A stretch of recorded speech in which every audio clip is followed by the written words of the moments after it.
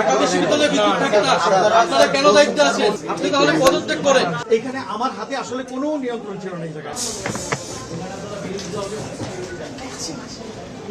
যদি কারেন্ট থাকে, সেখানে স্বরাষ্ট্রমন্ত্রী উপস্থিত ছিলেন, উনি যদি বক্তব্য দিতে পারেন, জাতীয়তাবাদী ছাত্রদল যদি কর্মসূচি করতে পারে, এখানে কেন আমরা কর্মসূচি করতে পারি? এই 15 জুলাই ঢাকা বিশ্ববিদ্যালয়ে আমরা ছাত্রলীগের বিরুদ্ধে দাঁড়িয়েছিলাম, আমাদের ভাই বোনেরা এখানে হামলা শিকার হয়েছে। আজকে 2 বছরের পরে এসে স্যার আপনারা আমাদের এইভাবে ট্রিটমেন্ট করছেন। আমার মনে হয় আমাদের একটু বলতে দেন। কেন ঢাকা বিশ্ববিদ্যালয়ে বিদ্যুৎ থাকবে না? আমরা সাভারে কর্মসূচি করেছি, সাভারে বিদ্যুৎ নাই। এটা আমাদের স্যার, আমাদের কাছে এটা নতুন না। বিদ্যুৎ বন্ধ করে দিয়ে আমাদের ওখানে ককটেল হামলা করা হয়েছে। এখানে কোনো পরিকল্পনা থাকলে সেটা করেন। আমি দায়িত্ববান একজন ব্যক্তি হিসাবে আমি মনে করি তাইলে বিদ্যুৎ প্রোগ্রাম 3টায় শুরু হওয়ার কথা। আপনারা কোনো কিছুর বিকল্প ব্যবস্থা করে দেন না। ঢাকা বিশ্ববিদ্যালয়ে বিদ্যুৎ থাকে না, আপনারা কেন দায়িত্বে আছেন?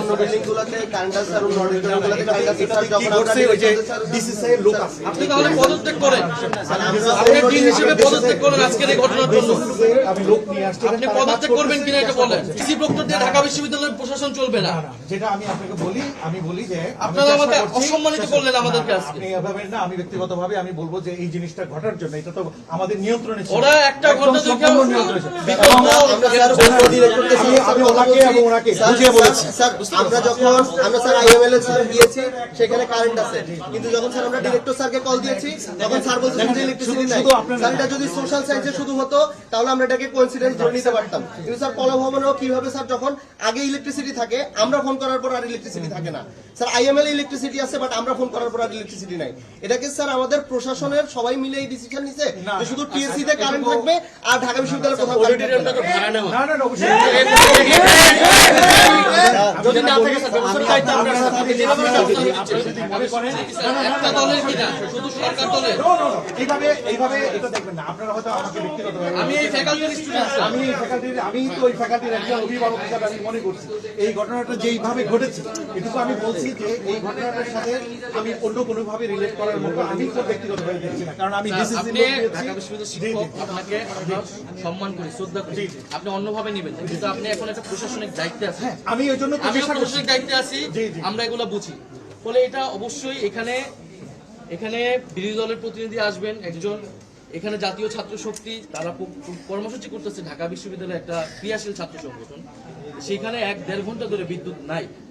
এটা স্যার আমি আপনাকে বলি, বিশ্ববিদ্যালয়ে এখন হাঁটু সমান পানি উঠতেছে, আমি আপনাকে বলি, মানে এইটা কি এই সরকারের নমুনা?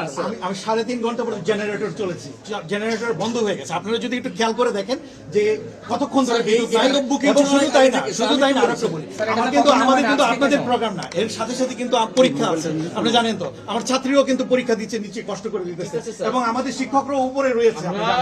আমি যেটা চাচ্ছি, আমি এটুকু বলছি, চেষ্টা করছি যত তাড়াতাড়ি সম্ভব এটা করার ব্যবস্থা করার জন্য, এইটুকু বলছি। আর আপনাদের জন্য এইটুকু আমি বলতে পারি, এইটুকু বলতে পারি যে এখানে আমার হাতে আসলে কোনো নিয়ন্ত্রণ ছিল না এই জায়গায়, এবং এটা ইনস্ট্যান্টলি ঘটনা ঘটেছে।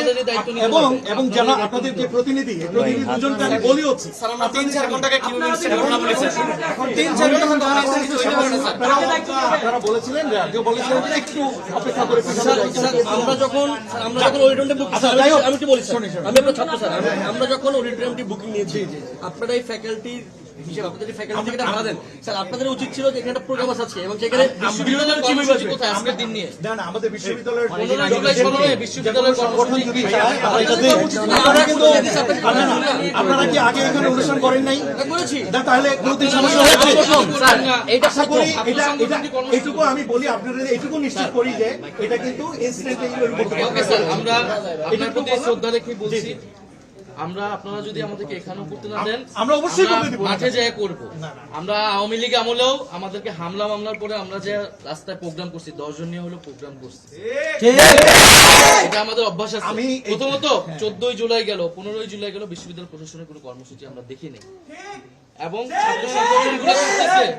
ছাত্র সংগঠনের কর্মসূচিতেও বিশ্ববিদ্যালয়ের কোনো ফ্যাসিলিটেশন তো নাই, এটা এক ধরনের আপনাদের ইচ্ছা হোক অনিচ্ছা হোক একটা বাধা তৈরি হয়েছে। না না না, আমাদের তো এই সামাজিক বিষয়টা স্যার আপনারা শোনেন, বিবেচনা শোনেন, করবেন আমি বলছি এবং হ্যাঁ। ঢাকা বিশ্ববিদ্যালয়ের ছাত্রদের কাছে আশা করি আপনারা এটা জবাব দেবেন। অবশ্যই, এবং আমি এইটুকু আপনাকে নিশ্চিত করি যে আমাদের কিন্তু বিশ্ববিদ্যালয়ের কর্তৃপক্ষ থেকে আমরা অনুষ্ঠান এই ফ্যাকাল্টি থেকে আমরা সেমিনার আয়োজন করব এবং এটা আমাদের সিদ্ধান্ত আছে। এবং শুধু তাই না, শুধু তাই না, আমি আপনাকে বলি না না যাই হোক, যেটা হচ্ছে কি না না না কে বলছে? আমি অবশ্যই আছি, আমি অফিসে সবসময় কাজ করি। এইটুকু আমি বলি, দেখেন এই জুলাই যে প্রোগ্রামটি এটার সাথে আমরা আপনারা করেন স্যার, আমাদেরকে ডাকতে হবে এটা বলি না, না। না, অবশ্যই। আপনারা যারা লন্ডন থেকে আসছে, না, না, শিলং না, থেকে না। আসছে তাদেরকে নিয়ে না, প্রোগ্রাম না, করেন। না, আমরা কিন্তু সবাই সবাইকে স্মরণ করেন at least। না না অবশ্যই, এবং সবাইকে স্মরণ করে সবাইকে আমরা নিয়ে আমাদের করব। মতো করি, আপনারা আমরা আপনাদের চেষ্টা মতো করেন। করছি যত তাড়াতাড়ি সম্ভব বিদ্যুতের সরবরাহটা করার জন্য, এইটুকু চেষ্টা করছি। আর এই আপনারা না করলেও আমরা কর্মসূচি করে যাবো। আপনারা কোনো- আমি চেষ্টা করছি এবং ভুলভাবে বার্তাটা নেবেন না, এইটুকু আমি শুধু আমার ব্যক্তিগত জায়গা থেকে বলছি। এই